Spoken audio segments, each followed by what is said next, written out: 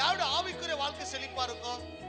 யாருடைய குடும்ப வாழ்க்கை செழிப்பா இருக்குன்னா, துன்மார்க்கருடைய ஆலோசனையில நடவாமலும் பாவிட வழியில நில்லாமலும் பரியாசக்கார உட்கார இடத்துல உட்காராமலும். இது மூணு மிக மிக முக்கியம். கவனிங்க.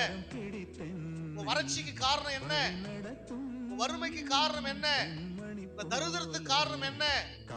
பிரச்சனைக்கு காரணம் என்ன? உங்க மன உளைச்சலுக்கு காரணம் என்ன? துன்மார்க்கருடைய ஆலோசனை கேட்டு நடப்பது, பாவிட வழியில போய் நிற்பது, பரியாசக்கார உட்காருவது, நேரத்தை தேவையில்லாத இடத்துல செலவு பண்ணுவது, தேவையில்லாத காரியங்களை பேசிக் கொண்டிருப்பது, தேவையில்லாத காரியம் ஈடுபடுவது வறுமைக்கு அது காரணமா மாறிடும். தரித்திரத்துக்கு காரணமா மாறிடும். வறட்சி காரணமா மாறிடும். ஆகினால துன்மார்க்கருடைய ஆலோசனை கேட்டு நடக்காத, பாவி போகிற வழியில போகாத, பரியாசக்கார டீ கடையாண்ட அந்த கடை இந்த கடையில உட்கார்ந்து பேசுற அந்த உட்கார்ந்து அவன் பேச்சு நீ கேட்காத.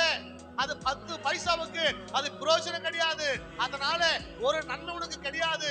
அதனால ஒரு லாபம் உனக்கு கிடையாது. அடுத்தவளை பத்தி பேசுறதுனால, அடுத்த குடும்பத்தை பத்தி பேசுறதுனால உனக்கு தான் பிரச்சனை. அந்த ஆவி குறைஞ்சு போயிடும். பிரசனத்தை இழந்து போயிடுவேன். அபிஷேகத்தை இழந்து போயிடுவேன். யாராவது யாரை பத்தி சொல்றாங்களா அவங்க ரொம்ப ஜாக்கிரதையாரு.